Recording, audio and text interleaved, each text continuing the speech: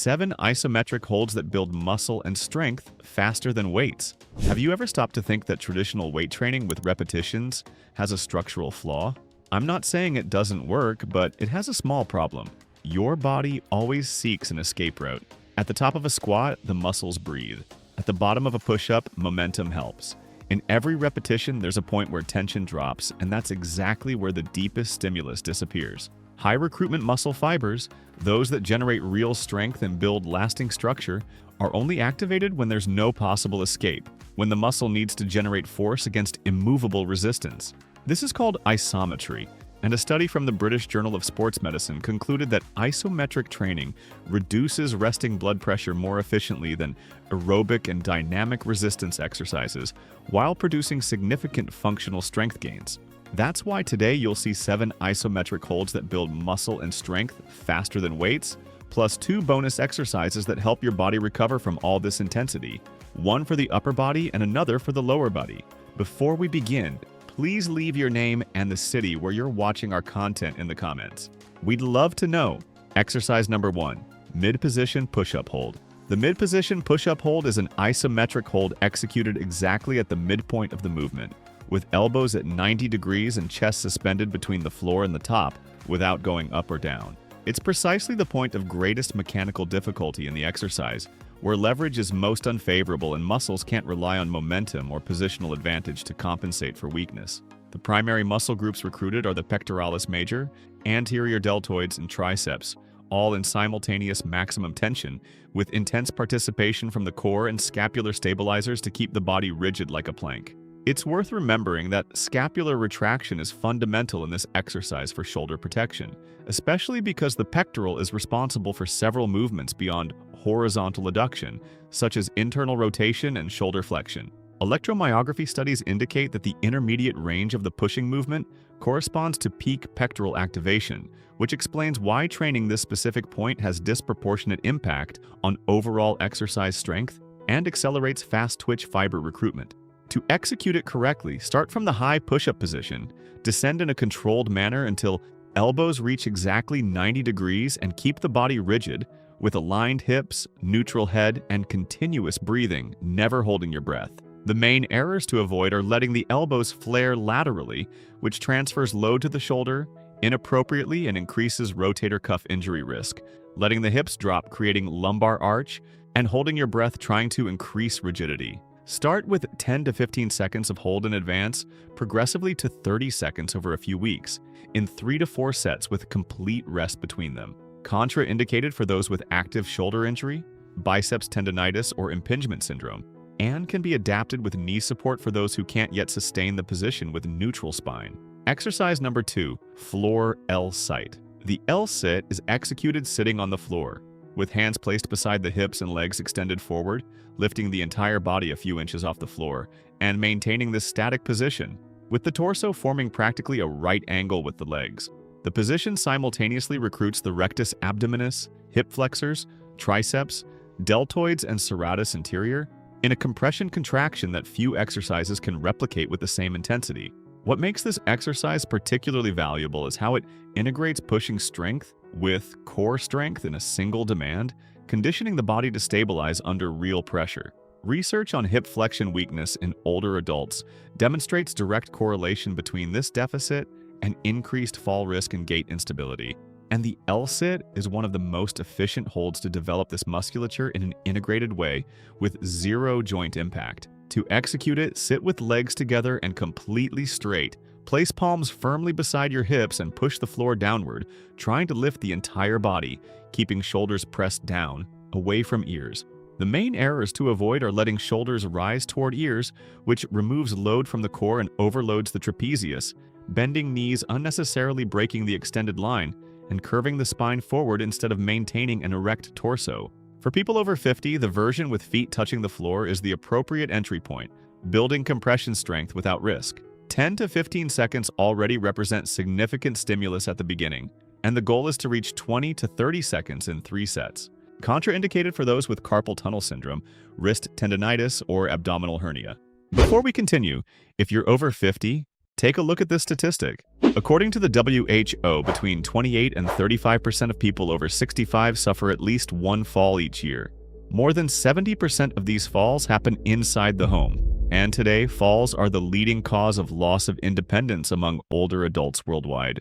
Many people blame it on bad luck, but in reality, it comes down to a lack of strength, balance, mobility, and physical preparedness. That's why our team created Biological Armor, a complete protocol for people in their 50s, 60s, or 70s who want to make sure they never go through that. Inside the protocol, you'll get a special home exercise program designed to build functional strength, real balance, and reverse years of poor posture and physical neglect without damaging your joints.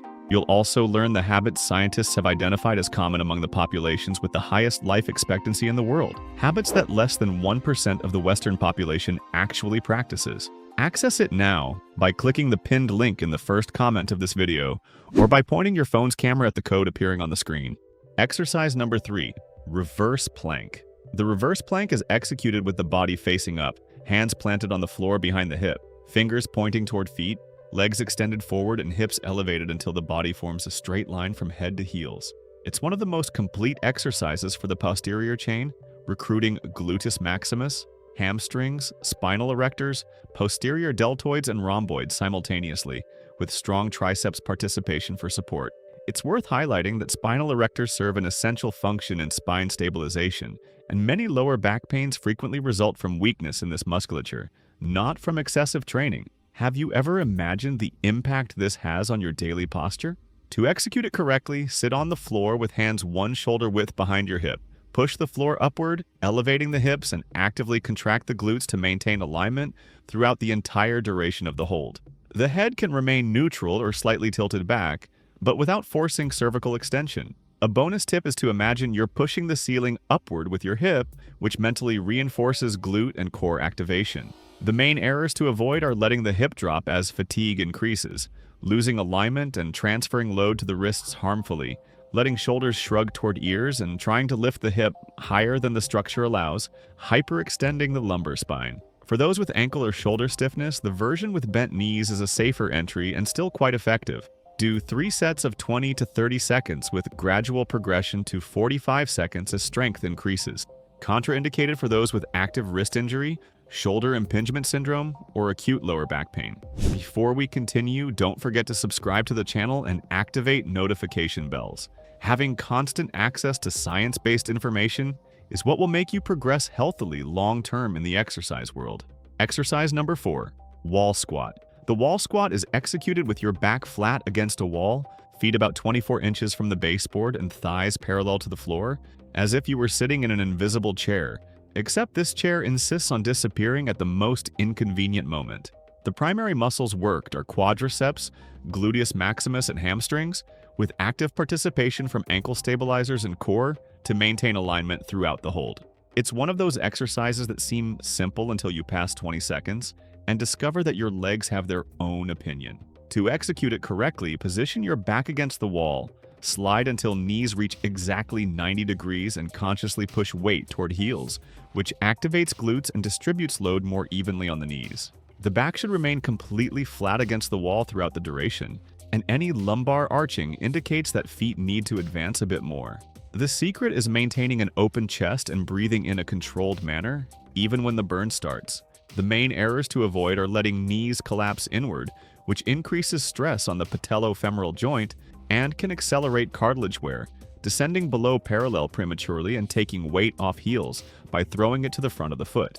The correct intensity is reached when quadriceps burn starts around 20 to 30 seconds. That's exactly where adaptation happens, and abandoning before this point drastically reduces exercise benefit. Start with 20 sustained seconds and advance progressively to 60 seconds in 3 sets. Contraindicated for those with chondromalacia patellae or active ligament injury in the knee, and in these cases maintaining an angle of 100 to 110 degrees considerably reduces joint stress without losing the essence of the stimulus.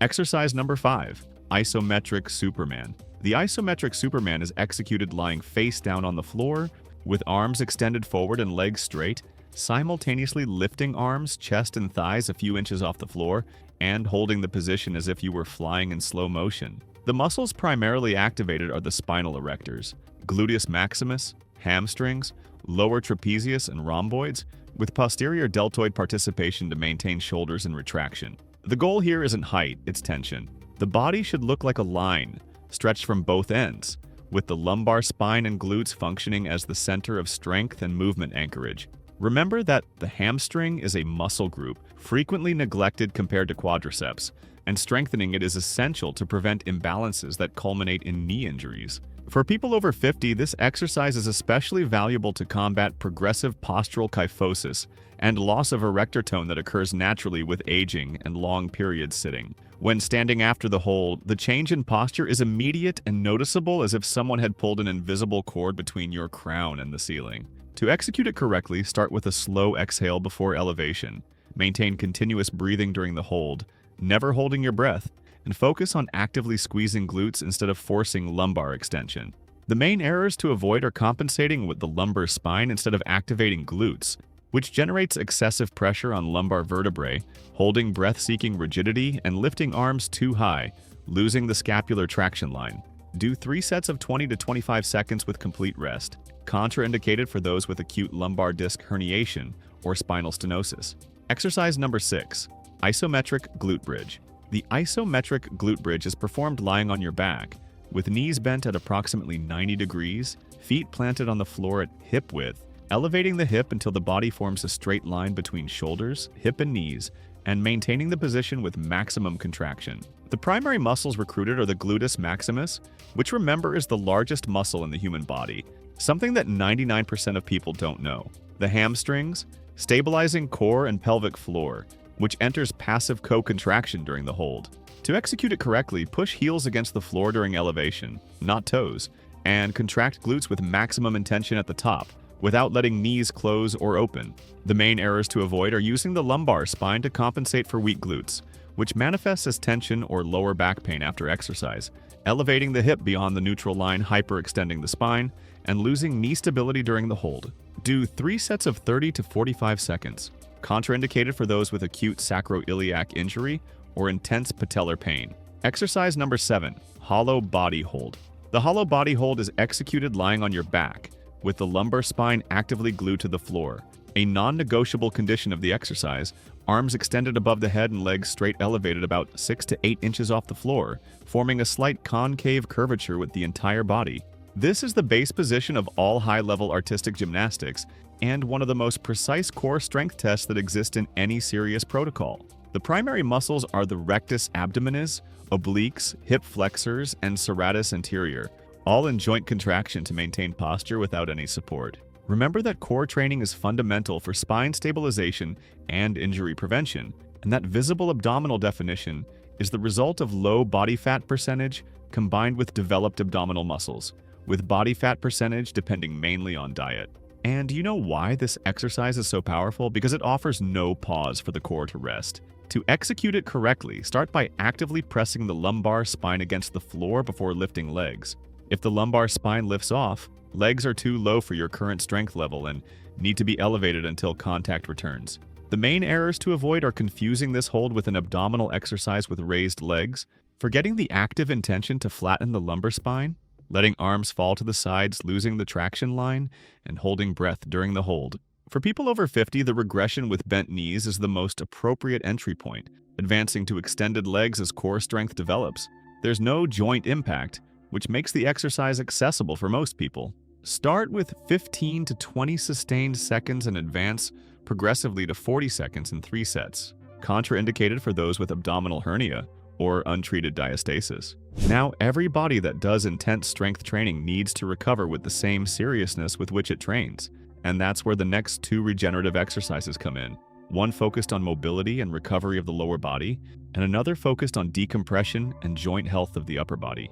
These 2 holds are the perfect complement to any isometric routine. Bonus exercise number 1, rest squat. The rest squat, also called Asian squat, is the complete squatting position with heels firm on the floor, thighs below the parallel line, and body passively resting in the lowest squat position, sustained primarily by joint structure.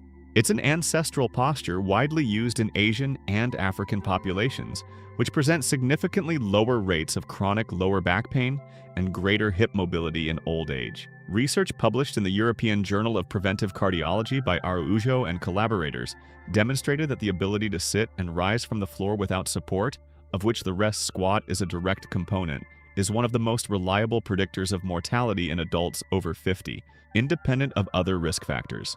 The structures mobilized are the hip joint capsule, ankles, adductors, entire posterior chain, and pelvic floor, all in a single position that seems simple but requires considerable integrated mobility. To execute it correctly, open feet to shoulder width with toes slightly pointed outward and descend, slowly keeping heels supported, letting weight settle naturally over the base of support, with torso relatively erect. For those who've lost necessary mobility, the correct entry is with light hand support on a chair in front, or with heels slightly elevated on a wedge while ankle mobility develops progressively. The main errors to avoid are forcing the position without sufficient mobility, generating knee torsion, letting heels come off the floor, removing base stability, and excessively rounding the lumbar spine, seeking depth that the body doesn't yet allow. Start with 30 sustained seconds and advance progressively to 2 to 3 minutes over weeks. Contraindicated for those with knee or hip prosthesis or active meniscal injury. Bonus exercise number 2, dead hang. The dead hang is executed hanging passively from a pull-up bar with arms completely extended, shoulders relaxed and never shrugged toward ears, and feet completely off the floor. It's one of the most underestimated exercises for joint health, and one of the most relevant for anyone who wants to preserve function and longevity.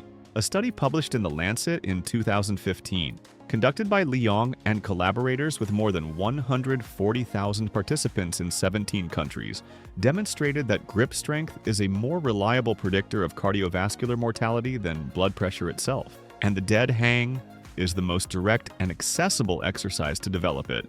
Beyond grip strength, the passive hang promotes spinal decompression, relief of intervertebral disc tension, and restoration of subacromial space in the shoulder, making it especially valuable for those who spend many hours sitting in front of a computer. The muscles primarily worked are the finger flexors, entire forearm, rotator cuff, and serratus anterior, with participation from scapular stabilizers. To execute it correctly, grab the bar with pronated grip at shoulder width, let the body decompress naturally without shrugging shoulders or swinging, and breathe calmly and continuously throughout the duration. The main errors to avoid are shrugging shoulders toward ears, which completely cancels the decompression benefit and overloads the trapezius, swinging the body, losing the stability necessary to decompress structures, and holding breath, attempting to gain rigidity. Start with 15 to 20 sustained seconds and advance progressively to 60 seconds in 3 sets. Contraindicated for those with shoulder instability, rotator cuff injury in acute phase, or severe carpal tunnel syndrome. If you enjoyed this and want to discover also a complete and updated ranking of the best chest exercises from worst to best, we've left a video appearing right now on screen, showing each one better. Check it out there, and don't forget to also check our biological armor protocol. Thank you for watching until here, and may God bless you, my friend.